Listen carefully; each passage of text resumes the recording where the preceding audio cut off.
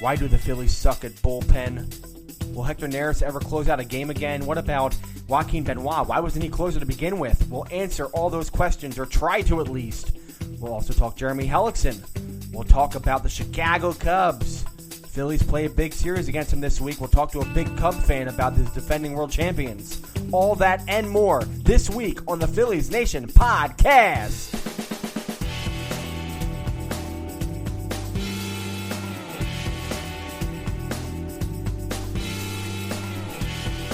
Yo, Phillies Nation. Welcome to the Phillies Nation Podcast, Episode 6.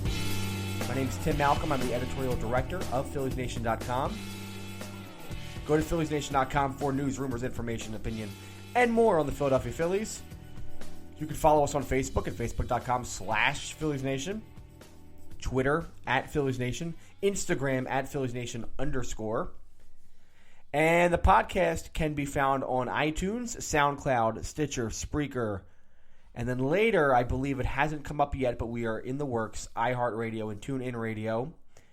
It can also be found on YouTube at Phillies Nation at youtube.com/PhilliesNation. It comes out every Monday, usually around noon, sometimes earlier, sometimes later. We'll try to get up earlier if we can. Today's show is fun. We have Mike Sadowski coming on to talk about Jeremy Hellickson and how well he's pitched this year. Really good season he's having. And the big test this week in the Chicago Cubs. Kind of a barometer week for the Phillies, who have been playing basically .500 baseball this season. And it'll be interesting to see how they play against the defending world champions. Our guest this week also has a lot to say about that team. If you know the term Yacht Rock, you will know this guy. If you don't know the term Yacht Rock, you might not know this guy. Full disclosure, work with the guys who have done the Yacht Rock video series. If you don't know what that is, you should Google Yacht Rock and go to YouTube and find it. It's really amazing stuff. It's a hilarious video series that came out 11 years ago. The guys who did that have a podcast. One of the guys, the guy who does the hosting of the Yacht Rock video series and who is on the podcast, Beyond Yacht Rock, is on with us today. Hollywood Steve Huey. The Hollywood is sort of a joke, but he is a Hollywood guy, and he lives in Hollywood, so I guess it's not a joke. And he's a huge Cubs fan, so he'll be talking with me today about his Chicago Cubs, his defending world champion Chicago Cubs. And pretty far away from that is your 2017 Philadelphia Phillies, who it was a really interesting week. I mean, it seems like every week there's really interesting stuff to talk about. And, you know, this team was... Last week we got on the podcast and we're very excited about a .500 ball club. And we wondered, could this team sort of be a .500 ball club or better this year? And I said, you know, they're probably going to be about a .500 ball club, you know, somewhere around there. Maybe a couple games under. Probably a couple games under, if anything. And they came into this week against the Miami Marlins, a team that, to me, looks kind of like a .500 ball club, too. Sometimes a little bit worse, sometimes a little bit better. And the Phils played well. 2 out of 3 games were played. 1 was rained out, and they won both. They looked good in those games. The pitching was quite good. They had a great strategy for Giancarlo Stanton. The offense was timely, got some big hits. Maikel Franco was, again, sort of in his element, another grand slam. And then they went to L.A. And you could kind of telegraph it. You know, going to L.A. on a Friday night after a Thursday win against Miami, that's a big trip, and that's a lot of miles, and that's a lot of energy wasted. And the Phillies kind of came out on Friday a little bit wasted themselves. They didn't necessarily look crisp. They lost 5-3. They never seemed to. They had an early lead, but they kind of squandered that one quickly, and it never seemed like they were in full control of the game. Jared Eichhoff pitched fine, but not well enough. It was one of his worst outings, I think, but he wasn't terrible, but he didn't pitch great. And Saturday, they should have won that game. They really should have won that game. That was a really bad loss. I mean, I thought after the game, look, Eflin pitched quite well. And boy, isn't it nice to have him in this rotation, pitching quality starts, getting outs, not laboring himself, pitching good games. And the offense got some timely hits, right? Not a lot, but they got enough in that game. Big home runs from Brock Stassi and the first Major League home run for Andrew Knapp. And Knapp needs more time out there, by the way. Cameron Rupp, I'm telling you, I know he's getting some hits lately, but he got picked off on Sunday. And I'm telling you, the play calling, I think, could be a lot better. And I know Rupp is still sort of in a developmental stage himself. Catchers develop longer, but something about him, I want to see Knapp out there a lot more. I just do. I don't know if Rupp is really going to ever be a first division catcher, maybe a second division catcher. I think really he's at best a starting catcher for the 30th best team in baseball or 25th best team in baseball, which is basically what he's been. I think we need to see more of Knapp this year. I don't think Knapp's the future. I think Alfaro definitely is, and he's not going to be up here until September probably, but you need to see what else is out there. And if Knapp, there's a future for him to be either a trade chip or a guy off the bench who can club a home run or an extra base hit, then get him out there. I don't know about Cameron Rupp. I really don't. It's still early, but I just don't know. But that game on Saturday, I don't get too mad about relief pitchers blowing games for this team because relief pitching is not the most important thing for a team that's at best probably a 500 team. They're just not a big deal. But I'll tell you this, Joaquin Benoit should have never been removed from the closer role because he gave up a home run to Bryce Harper. What is that it? Is that the reason? I mean, Neris looks like he's trying too hard. He's trying to thread the ball in there, and guys are clouting it. What's going on here? Stop making closer a big freaking deal. Put Benoit back there because he has the experience. Neris is in his late 20s. He's not part of the future of this team. I mean, if he is, then he is, but really, he probably isn't. Get the experienced guy back out there. Let him close the games. And concentrate on the hitters who are developing and the starting pitchers who are developing. Don't worry about the bullpen. Make the bullpen the most experienced, most cut and dry bullpen you can find. Benoit in the ninth. Neris if he's hot. Neris if he's not. Don't put him in there as much. Neshek can be in there a lot because he's experienced. I kind of like an approach of not having a closer to begin with, but you know what? If nobody can really get the outs in the ninth inning, then go with the guy who's done it before. And that's Joaquin Benoit. No more of this from Pete McCann. I mean, honestly, the last thing the Phillies need with a developing team of young players is to blow 3 or 4 games and be a game out of 500 because of that. They could be, 14-9 or 14-7 or 8 right now, whatever the record is, because they have blown so many games. They're not. And they're now 11-12. It's ridiculous. So now they have the Cubs. We'll talk about that quite a bit today.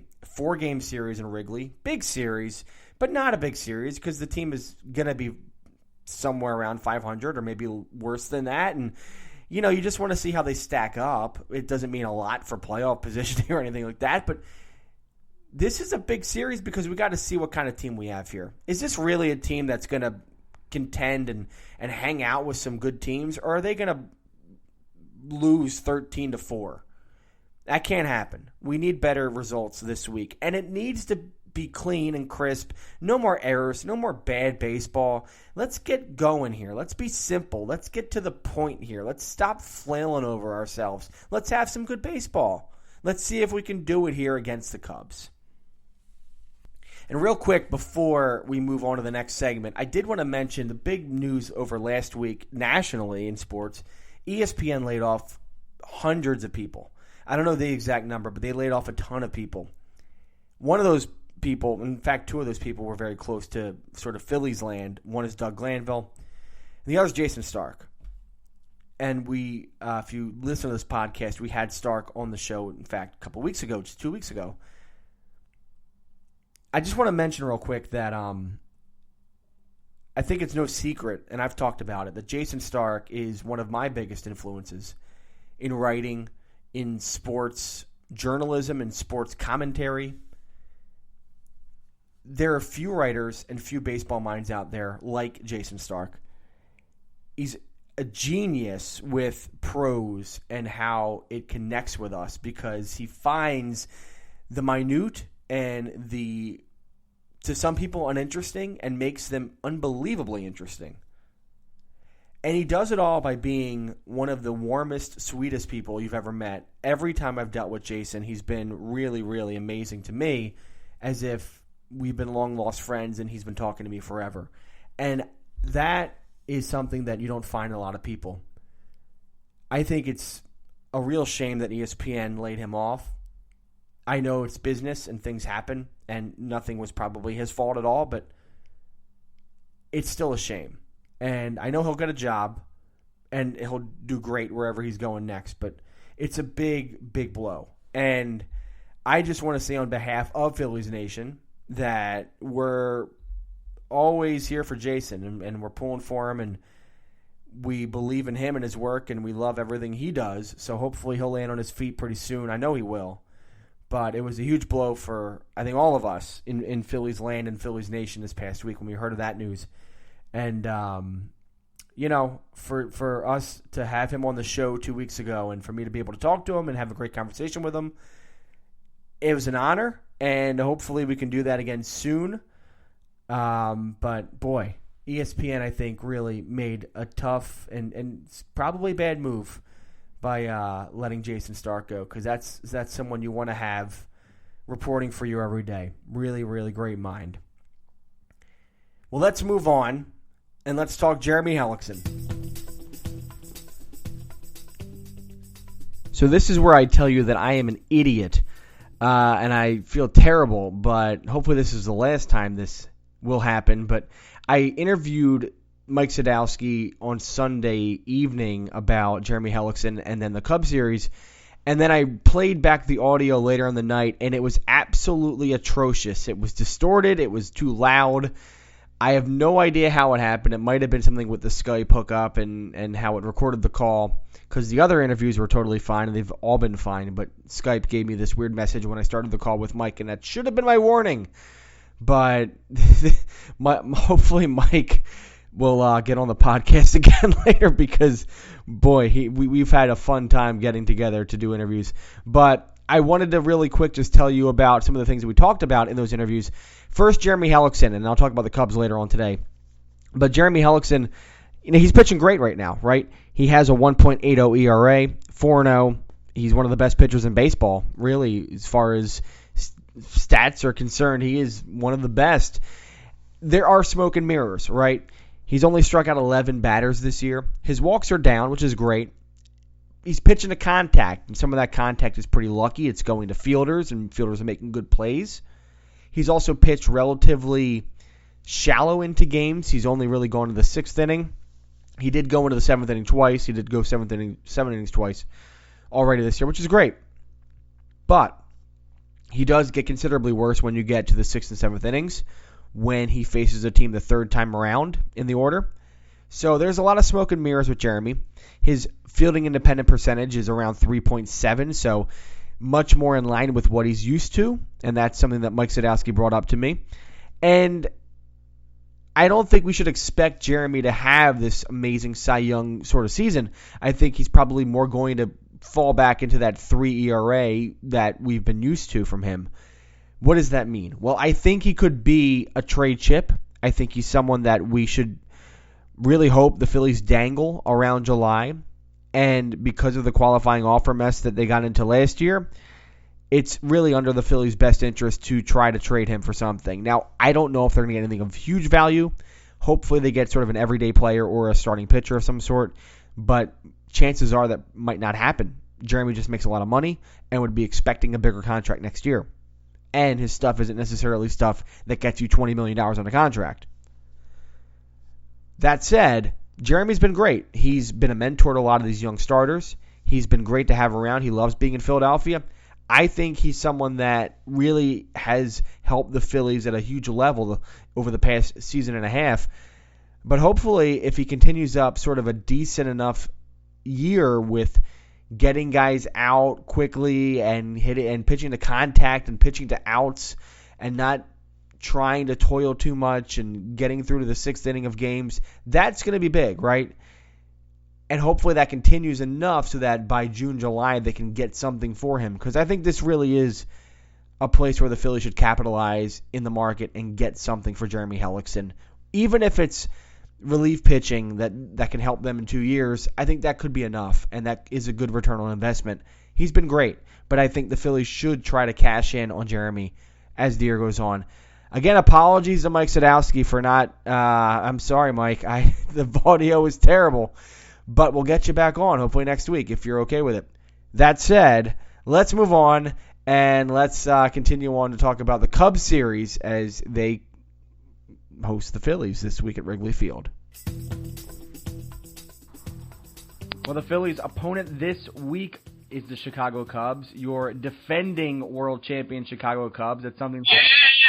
The guy I'm talking to just cheered. I don't know if you heard that. It's first time you could say that in how many years, Steve? 108. 108 years. That is the voice of Hollywood Steve Huey.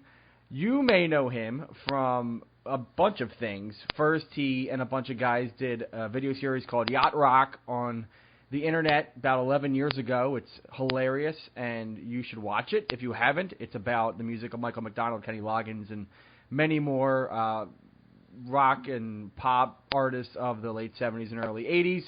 And they parlayed that into a popular podcast called Beyond Yacht Rock. You should also listen to that and subscribe. You do so many other things, but yeah, what do you want to be known for, Steve? Man, what do I want to be known for? This isn't like. I don't know. Steve was the host of the Yacht Rock web series, and he would begin every episode with "Hi, I'm Hollywood Steve" and all that stuff. You caught me doing something or other. That's right. I'm never expecting you. Because it's written in the script. But Steve, you are obviously a big Cubs fan, and I wanted to talk to you about being a Cubs fan because the Phillies are playing them, and of course last year was such an amazing year. First off, it's so great. Yeah. First off, when did you become? Because you're from Michigan originally, correct? Yes. Well, I did not. I was not born in Michigan, though. My parents are both from Illinois. My mom grew up in the suburbs of Chicago near O'Hare Airport. My dad grew up in a small town outside of Peoria called Pekin, which is kind of noted for their racism. But my dad is not racist at all. He's very liberal, and he's a history professor. Though, this is the great family shame. Because he grew up about halfway in between Chicago and St. Louis, he picked the Cardinals as his team. Oh. And the Cubs are his second favorite team. Oh. Most people are not on board with that kind of sports bigamy. Like, my mom tries to root for the Bears and the Packers at the same time because her brother lives in a suburb of Milwaukee. So my family has this weird thing like, oh, yes, I can root for the hated rival almost as much. And I don't get that. I love hating the Cardinals and the Packers. It feeds the soul in times of need. Anyway, my parents are both from Illinois. I was born in Washington State while my dad was at grad school studying history. And then after that, we lived in Texas for a couple of years, Louisiana for a few years. No real rootable sports teams there. Like maybe the New Orleans Saints, but they were so bad at that time that, if you weren't born in Louisiana, you didn't give a shit. So I just kind of adopted the Cubs and the Bears as my teams, and then the first Cubs game I ever went to was in 1985. So I just barely missed the heartbreak of 1984. Yeah. And was it at Wrigley, the first game? Yeah, I went to my grandmother, she retired near where my mom grew up. She was able to get discounted Cubs tickets through her workplace. So once a summer from like 85 to 92 or 93, something like that, we'd go visit her in Illinois, and she'd take us to a Cubs game. And what was that like, seeing Wrigley for the first time? I mean, at the time, I didn't really... It was all so new to me, I didn't quite understand the tradition or the history. It was just like, oh, here's a cool old ballpark. I'm going to get into baseball now. I'm going to be into baseball. I'd been playing Little League for a couple of years, and I was terrible at it, but I found that I enjoyed watching baseball much more than playing it. It just seemed a lot safer. Mm-hmm. Nothing coming at my head, nothing I had to react to very quickly, and I will say, when I played Little League, there was we also had girls on the team, and we had a girl who played outfield, and she got smacked in the eye with a baseball fly ball that she could not catch. Oh. And apparently she wanted to be a model. Oh. And that pretty much damaged, I mean, it didn't, but, you know, at the time, it pretty much damaged all of our hopes and aspirations for the future. Oh. And that's why you should never engage in exercise or physical activity. That's right. Sit on the couch all day long. Yep. So you weren't aware of what was going on with the Cubs. When did you become aware that the Cubs were the Cubs? I mean, when I first started getting into baseball, I would do the thing that I usually did as a kid, which is read everything I could get my hands on about it. So I came to we haven't won since 1908. We haven't even been to the World Series since the end of World War II. And at the time, that seemed like forever, you know, like in 1945, that's 10 years before rock and roll. Rock and roll's always been around, and now, you know, it's like 30 years after that, and we still hadn't won anything. So it just starts to feel like one of those things that always was, always is, and always will be. Did you, as a Cubs fan, buy into the lovable part of it? Were you like... No, I want to crush my enemies and hear their lamentations and all that shit. I've played like pub trivia for a number of years, and once I'm on a team and we get established at a particular venue, we tend to be viewed as the villains because we win a fair amount of the time. I know that feeling. And that feeling is so goddamn delicious. Oh my god! I just want to. It's like if you get double or nothing on a round that nobody else can get. It's like all the air just lets out of the room like a balloon just popped, and it's such a sweet, wonderful, dominant feeling, and it's amazing. I love it. That's what I want for the Cubs. I want the Cubs to be like my adopted hockey team, the Detroit Red Wings, where everybody gets so goddamn sick of them winning. Like, fuck the Cubs, man. I'm over this shit. Like, fuck you. We got 5 out of 6, motherfucker. Picking up for lost time. Yeah, I mean, I know, I'm totally with you. I would love dominance. And we had that run back in 2007 to 11 where it seemed like every year the Phillies were an instant World Series contender, and then they fell short. So you did get one, though. We got one, yes. One in your lifetime, and that's what we were asking for so long. I just want one before I die. And now that we've got one, I feel like, there's that Daffy Duck cartoon where he gets framed for laying a golden egg, and then the gangsters capture and want him to lay one for them, and they put a gun against his head, and like he's about to die, and he just all of a sudden shits out a golden egg, and he's like, "Whoa! You don't know what you can do until you got a gun against your head." And then he tries to leave, and the gangsters stop him and point a gun at him again. It's like, they gesture to a room piled full of egg cartons, and they're like, "Just a minute, Duck. Fill them up." That's how I feel right now about the good young core the Cubs have. I just want as many golden eggs out of that as we can possibly get. Well, let me go back to sort of growing up, and I mean, they didn't even make the World Series, let alone barely ever made the playoffs when you were, I mean, the first time they made the playoffs was what, 89, I guess, in your fanhood. Is that right? Did they make it 89? Yeah, it was the first one, and then there was some really lean years, and then we made it in 98. And then there was 2003, and we were still contenders for a bit after that. We won the division in 07 and 08, and then just flopped flat in the playoffs. Yeah, I remember those years. Yep. I actually remember in 2008, the Cubs had the best record in the National League, and the Phillies went to Wrigley for maybe a 4-game set, because typically the Phillies play a 4-game set in Wrigley. And it was pretty... I remember watching at the time and thinking to myself, these two teams should meet in the NLCS. They seem like the most evenly matched, most well-played teams in baseball. And this was maybe like mid-June or something like that, so you could get a sense of that. That was a sad couple of years, because the Cubs did have a lot going on. Like Kosuke Fukudome was pretty good at that time, I remember. He had like that half season where he went to the All-Star team. And then I don't know what the hell, just the bottom fell out. And then of course, Theo comes in last couple of years. Are you completely buying that it's him? He's the reason? Absolutely. And I mean, it did take also the Tribune Company finally selling the team and getting some ownership in there that was willing to just rebuild from the ground up. The Tribune Company for a long time, their philosophy was just, well, we're going to get attendance no matter what. Why do we need to spend a lot of money on the team?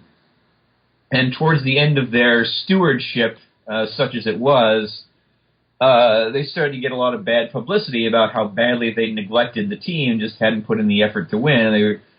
People started to get, they started to take it a little personal. All right, we're going to try. On our way out, we're going to actually try.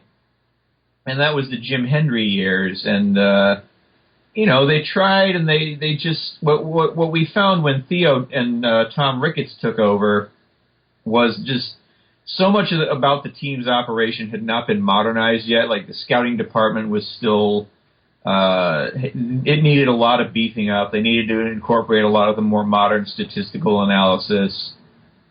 And before they could build a winner, they had to just rebuild all of that stuff, like just all the foundational stuff that, isn't headline grabbing or sexy. It's not gonna get fans really excited about, oh, here's a hot new prospect. He's gonna come up and save us. Just kind of the mentality we had for a long time. It was all quick fixes for the most part. Like you fall into that trap of, we haven't won in so long, we can't take the time to do it right. We got to throw everything we've got right now at it. And that's why a lot of those playoff appearances felt so fluky, it was just kind of lightning in a bottle, and you didn't end up with a model for sustained success. And arguably the exception to that was the 2003 team, because it was built on the kind of good young pitching that we really never had as long as I'd been watching the team. Sure. But the problem with pitching is that it's very fragile. Yes. And you can't necessarily keep your awesome rotation healthy from one year to the next. I mean, look what happened to the Mets just from 2015 to last year. They lost like half their guys to injury. And they're still suffering right now. Yeah, and they haven't built up the offense to compensate yet. So, I do feel like Theo is taking the right approach in building around good, young, powerful position players that'll be around for a few years, and then filling in the pitching where he can get it. Obviously that's going to have potential pitfalls too, but at least we've got a young core that will be around and can win for a few years. Like, we've got a window. Right. And it's wide open. Yes. And it's funny because in Philadelphia right now, we're going through that 4 times over, because we have 4 sports franchises that are all in rebuilding stages, and some are doing it definitely from the ground up. And in the Sixers case, they exploded an entire city, and they're starting to rebuild some of the buildings. In the Flyers case, it's a little process, Tim. Trust the process completely. I'm on board with it. I've been on board for years. But that's what I wanted to ask you is, as a Cub fan who, when you saw Theo Epstein come in and the ownership say, all right, we're going to rebuild from the ground up, it's going to take a few years, because you'd been there for so long and seen all the bad and sort of seen those fluky playoff teams, you must have had a lot of rope for yourself to say, I don't care. I'm going to watch a couple years of really bad baseball, and that's going to mean a playoff team in 5 or 6 years. That's okay. Yes, I was totally on board with that. Everything that they were saying about rebuilding from the ground, I was like, yes, you're finally going to do it right. Like, you're not going to blow $140 million or whatever on Alfonso Soriano and get maybe 3 good years out of him. Yeah. I'm a big truster of the process, and like everything they were saying just sounded right on. Like, yes, this is how you pay attention to detail. You take care of all these little things. You just build a solid foundation, and then you start getting fancy on top of that. It jived very well with just the way that I think about how you do things out in the world, I guess. So I was also at the time I found a couple blogs that covered the Cubs minor league system in pretty good detail, and so I was reading about all these prospects they had down at AAA, AA, Single A, and I had a pretty good idea of what the upcoming cast of characters might include, and it just sounded really exciting. Like I was watching the beginning of a story that was going to take a while to unfold, but I was in at the ground level, and I was going to, maybe I can. It'll be like a 4 or 5 year movie that I'm watching, like the sports version of Boyhood, for example. And it happened faster than I thought. I thought maybe this year or next year would be when all these young guys would come up and finally get enough experience under their belts to really take us somewhere. But they arrived a year or two ahead of schedule, so yeah. Now it's all gravy. Yeah, it's an interesting thing because Philadelphia fans and media, I think, are more quick to jump and say, well, wait, why can't we win now? And I think they've been relatively patient with all the processes happening in the city right now, but there is sort of this, antsy sort of, paranoia that happens in the city. Did that happen in Chicago with the Cubs? Were there a lot of people speaking out against this, or was it like all the way through everybody said, well, no, this is a guy who's been there before, they know what they're doing, et cetera, et cetera? I think the biggest issue, the Chicago media was not necessarily on board with it, and with them it was a paranoia that the Ricketses were just blowing smoke up everybody's asses and they weren't actually going to try. Okay. Like, it wasn't until they signed John Lester to a big money contract that people started to buy in a little bit more. Because before that, they're just tanking because they're a bunch of cheapskates.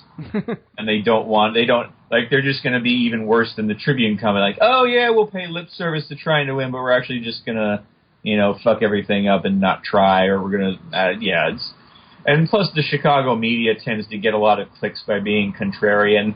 Oh my. I'm sure you out on the East Coast can relate to that somewhat in your sports media. Just a little bit. The takes here are scolding hot, and it's insane because we try to put on podcasts that deflect from that and knock some of those takes down, but it's still very hard because they come very quick. I think in Chicago too, it helps that our icon of Cubdom is Ernie Banks, who was kind of a symbol of completely irrational optimism in the face of hopelessness. Yeah, we have him setting that kind of emotional tone for the team that, we have no hope, but hey, we're on board anyway. Like, this is we're committed to these losers, and we're actually kind of happy to be a part of it. And to counter that, in Philadelphia, I think Phillies fans will probably most relate to Larry Boa and Pete Rose. Yes. So that's the complete opposite of Ernie Banks. So, fiery. Yeah. Now. Hustle, hustle, hustle. Why aren't you winning? Old school. Oh, I love old school. It's great. What's it like being a Wrigley? Because I've been there once, and I geeked out the entire time I was there. And I actually had some access to the field and to the clubhouse. And Yeah, and this was before the renovation, so the clubhouse was a shoebox, and literally, and you were basically changing with the players. It's fun. Yeah. but being on that field was something I'll never forget. What's it like being at the park, and what's the atmosphere like? Because people talk about it, but what can you tell us that sort of clarifies some of the things that we've heard in the whispers? Oh, it's been a while since I've been there. I think the last time I was there was about 25 years ago. Okay, that's a long time. Yeah, it's a long time, and obviously they've done a lot of renovations since then, just in the last few years, and there's going to be more.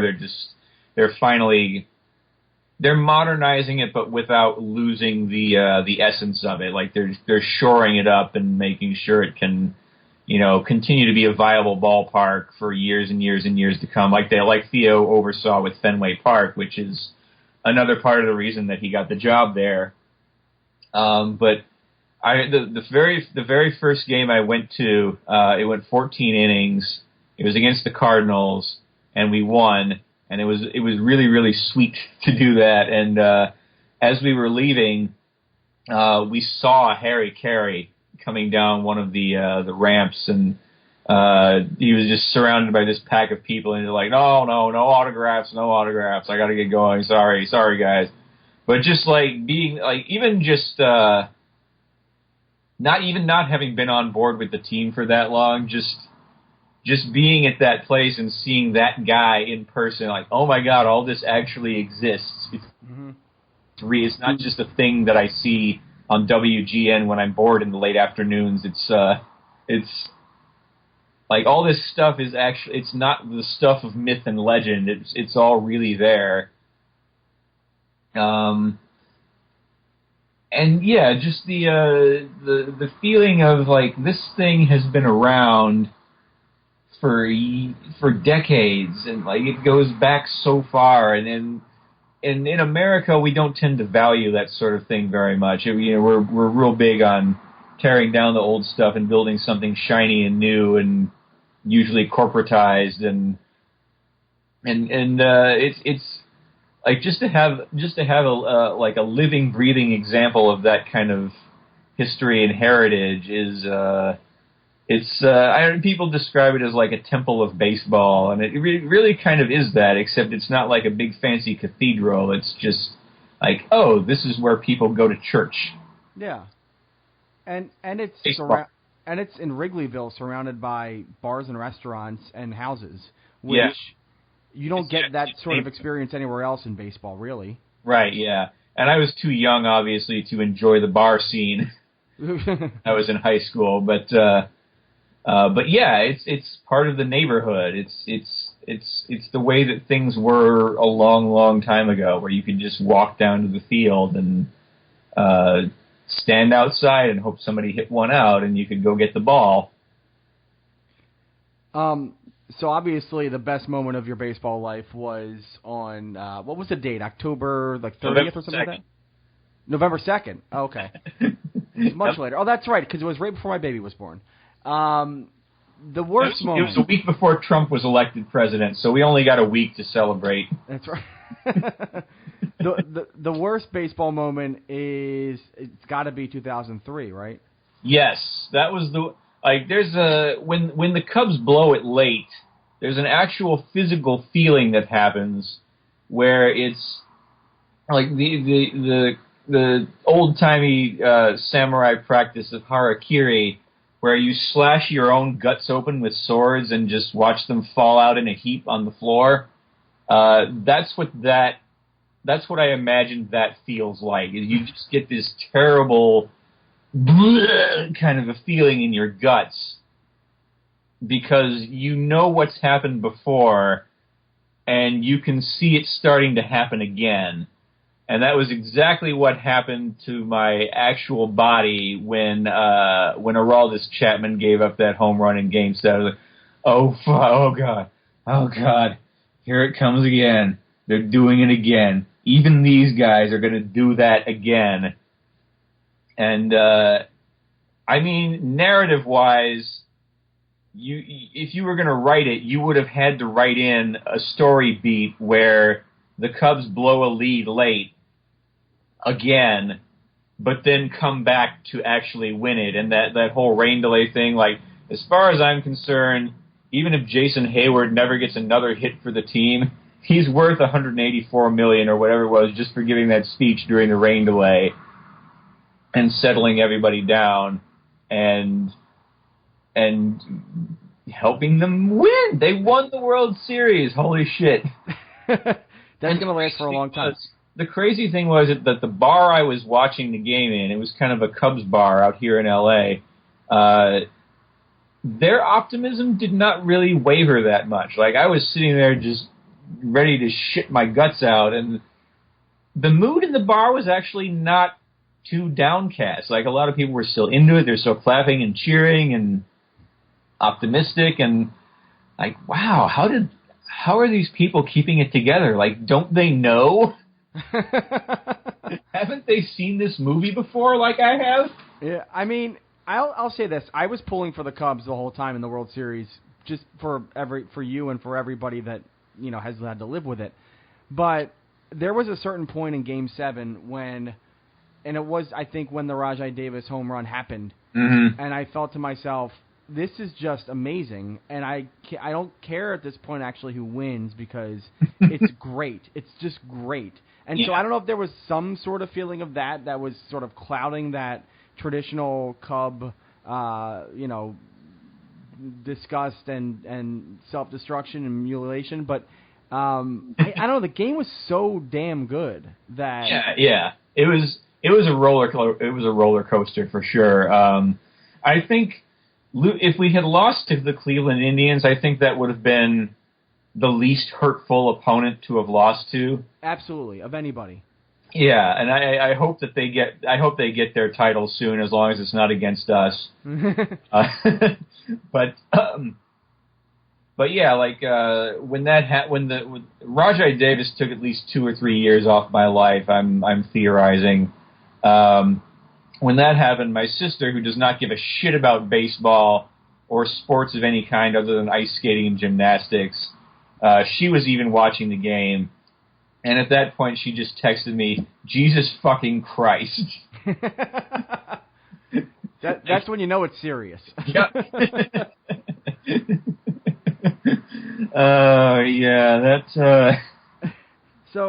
So in the post-World Championship world, and you said you want to destroy everything in your path because now you have one. Yes. The 2017 Cubs, very quickly, they're playing well right now. They're in first place. Mostly well, yeah. Yeah. But it's a relatively, I think the division's a little bit undercooked this year. There's some kind of weird things happening in the Central. Yes. But what do you think is the story the rest of the season here? Do you think this is definitely a playoff team and there's not much to worry about? Where's your head? Well, even after you win a World Series, you never really stop worrying. I'm less worried than normal because I have a lot of confidence in the young position players. I do worry about what will happen to their pitching after this year because Arrieta's a free agent. Lackey's probably going to retire. And God knows what, like, their pitching prospects in the minors are just, like, a lot of them are still at the best ones are still at the lower level, so I don't know what they're going to do exactly after this. But in terms of this year, I think the big questions are they going to, is Kyle Schwarber going to work out as a leadoff hitter? Like, we had a very good table setter in Dexter Fowler last year. Obviously, he's moved on to the Cardinals and got the payday he deserved. And we're not really losing a lot defensively in center field. We have Albert Almora, who's, he's been defensively ready to play in the big leagues about since the day we drafted him. And we've got Hayward, who's he looks like a viable offensive major leaguer again, which is great. And we've got Wilson Contreras behind the plate, becoming more of the regular everyday guy. Like, how is he going to work out handling the pitching staff? And I think what we've seen so far is that, like, a lot of our starters have been giving up a lot of early runs. We have a lot of comeback wins, which is great because we have the offense to do it, and it's very dramatic and exciting. But, geez, you wish they weren't giving up quite so many quite so early. The bullpen hasn't quite gelled yet, but it took them a little while to gel last year too. And we have Wade Davis, so we don't really have a big question mark at closer as long as he stays healthy. But yeah, I mean, I feel like this is a playoff team. The question is just like, how the little tweaks to the team might affect them in the long run. Like, is this all going to work out? Is it going to gel as well as last year? Or do the Dodgers or the Nationals or a team like that have what it takes to overtake us in the playoffs last year or this year? And you look at the teams we played in the playoffs last year too. We kind of lucked out in terms of the pitching staffs we faced, because both with the Dodgers and the Indians, they had one big ace, and then after that there was kind of a pretty steep drop-off. Mm-hmm. And they ended up using those aces. The Dodgers had to use up Clayton Kershaw, so by the time we were facing him in a decisive game, he had a lot less left in the tank than, he wasn't quite Clayton Kershaw that game. And the same for Corey Kluber in Game 7 of the World Series. That was his third game on, he's pitching on 3 days rest for the second time, and I think he was just a little bit gassed. That game could have gone a very different way had the Indians had, Carlos Carrasco and Danny Salazar fully healthy. Like, that rotation, I think, probably could have mowed us down pretty effectively. So, it's just kind of, once you get into the postseason, it's just kind of luck of the draw. Like, how deep is the other team? What are their strengths and weaknesses? How did they get this far? And where are they? Where did they stay healthy? Where are they not healthy right now? We were pretty lucky in terms of health, but we did have a thinner bullpen because during the postseason run, Pedro Strop and Hector Rondon, both our two best setup guys, were both coming off of fairly recent injuries, and neither of them was as effective as usual. And so you'd see Joe Madden, if he yanks his starter early because he thinks the guy's about to implode, the options are not as solid as you would like. So there were some nail-biting moments there, especially in Game 7. Like, do you really want, if Hendricks settled down, do you really want to pull him right now? Mm-hmm. Oh boy, here we go. Yeah, but it does sound like what you're saying, and what I think we all wish to be at that point at some point soon here in Philadelphia, is that it's just in the margins, some of the little things that you have to work out as the season's finishing up, and to be in that mindset is really nice, I think. Yes. Yeah. Like, if you really geek out about the team, you're always going to be interested in those marginal details. But I think big picture, our window is definitely wide open for this year, and hopefully we can. I would love to see a repeat. Let's get two. We only win back to back. We won in 1907 and 1908. Let's do it again. Well, the chances are good. And the chances are good that you will have some come-from-behind wins again this week against the Phils. I don't know if you've been following, but their bullpen does not pitch too well in the ninth inning. That's good for us then. Yeah.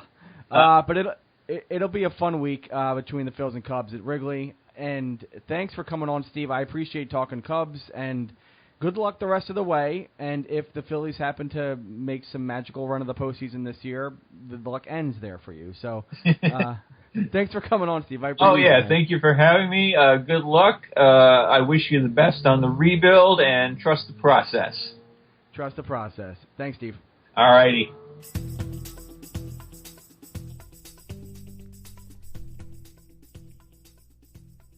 As I said earlier on the podcast, I made a huge boo-boo, and Mike Sadowski's interview with me was totally unlistenable, and I don't want to subject the fans to that. I don't want to subject the listeners to that, and I'm sorry, Mike.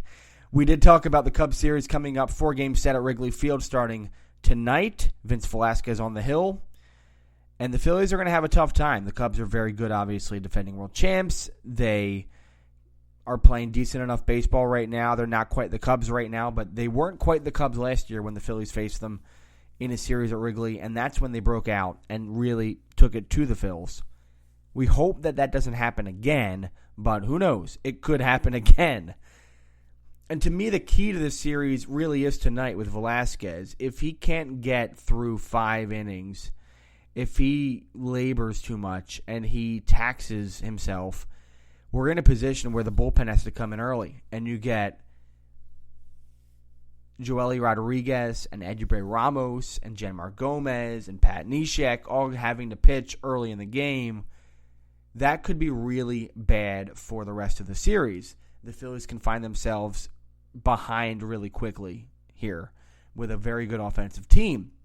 So it's really about getting the quick outs, not sweating the singles, making sure that the Cubs don't hit you with the long ball, and sort of conserving and being sort of conservative on the mound. And as far as offensively, this team is having some problems right now. They're not getting big hits and big opportunities. Sometimes they're getting timely hits, but most of the time they're not. And the Cubs pitching staff, the Phillies at least don't get to face Hendricks, who has been pretty good against him. Mike Sadowski said that in our interview. But they have Jake Arrieta to deal with. They have John Lester to deal with. That said, there are 2 lefties that they're facing in this series between Lester and Anderson. And this is really the time for someone like Tommy Joseph to get himself going, to have some good at-bats, to get some big hits. Same with Mike Franco, who did not play well Sunday against the Dodgers. Time for him to really get some consistent at-bats going, not flail at outside pitches, as Mike Sadowski mentioned to me in the interview. It's time for Franco to get it going with a more patient approach, continue to hit those line drives, get himself to a place where he's hitting 250, 260, 270 again. And now we got someone that we can rely on to get some big hits. And we're not just relying on a Cesar Hernandez hit with men in scoring position, because that doesn't happen often. So the Phillies really need to think about conserving with the Cubs offense and making sure they don't give up the big hit. And then also offensively, getting better at-bats from their right-handed hitters, because it's a big series for them to break out if they can. And hopefully they win 2 games in this series. It's going to be tough. I think they're probably more apt to win 1 game here. But if they win 2, maybe 3, that's a huge win. It's a huge win for them. And then they got the Nationals after that. It doesn't get easier. It doesn't get easier for this team right now. But this is a big test this week, and it'll kind of give us a sense where the Phillies are standing, at least as far as can they compete with a team that's pretty good. We know that they compete with the Braves. We know that they compete with the Marlins. They can compete with the Mets on, most days. Sometimes the Mets just hit them hard, although the Mets right now have a huge lot of problems in front of them with these injuries. The Phillies can compete with some teams. They can compete with the Nationals, by the way. They beat them more often than not here. But this series this week and then the National Series over the weekend will really prove to us, I think, early on where this team can stand. Can they be a team that we can kind of follow interestingly and excitedly in July, August? Or is this going to be another year like the last 2 where by August we're like, well, when are the prospects coming up? I think it's better than that. I think this team's better than that. And I think you'll see that this week with the Cubs series. I think this team will show that they are better than that. I hope we don't have those moments where we're like gritting our teeth because they're not getting a big hit with man in scoring position and they're putting too many guys on base in really tough situations where the bullpen has to come in. Hopefully that is dialed down this week, and hopefully they play clean, good baseball. But it's an interesting barometer nonetheless. And depending on what happens here at Wrigley, this could set the tone for the next month or so of baseball here. Well, I'd say my thanks to Mike Sadowski for coming on the podcast. Really, thank you, Mike. I appreciate you taking the time to do the interview. I'm really sorry it didn't work out. I apologize for the 15th millionth time this week. We'll get you next week, hopefully. Also, thanks to Hollywood Steve Huey. Seriously, go to youtube.com and look up Yacht Rock. Watch the videos. They're hilarious. They hold up today, even though they are 11 years old. They really are hilarious videos. And also listen to the Beyond Yacht Rock podcast. You can find it on iTunes and other podcast sharing platforms. It's called Beyond Yacht Rock. The guys basically spend an hour creating artificial, arbitrary music genres, and then they count down songs in those genres, and they're hilarious, and they just riff on each other. They're best friends from a long time ago, so they just have a great chemistry. It's a fun podcast. Beyond Yacht Rock. Please listen to it. My thanks to bensound.com for the music. Please send, if you are a musician, please send your music. I would love to get it on the podcast. Please send it to @TimothyMalcolm on Twitter, tim@philliesnation.com. If you are a local musician, we'd love to get your music on the podcast. It'd be great for you. It'd be great for us. It would be awesome. Please rate and review this podcast on iTunes. We would love to get some reviews. Please, please, please, just go to iTunes and review us. Phillies Nation Podcast. That's it, right there. Give us 5 stars. No other star rating will do, okay? None. You can find the podcast on iTunes, SoundCloud, Stitcher, Spreaker, and then soon, hopefully, on iHeartRadio and TuneIn Radio. Also on YouTube, youtube.com/Phillies Nation, PhilliesNation.com, Facebook.com/Phillies Nation, Twitter @Phillies Nation. We love tweeting, and you'll love to follow us, and Instagram @Phillies Nation _ Awesome stuff. Big series this week against the Cubs, right? Meanwhile, Rhys Hoskins is straight clubbing the ball. Still hot after starting the season hot. He's at a 1.063 OPS. He's got 6 homers on the year. If there's any position in the Phillies system that is up for grabs at the major league level, it's probably first base. And I think Hoskins is getting closer to making his point. We'll see what happens. Long season. Who knows? But that's your update on Rhys Hoskins and the rest of the minor leaguers. Phillies Nation Podcast. Cubs. Big week. Wrigley. We'll be at you next week to talk about hopefully a win or 2 or 3 or 4 and maybe more over the weekend. See you next week. Tim Malcolm, Phillies Nation Podcast. Later.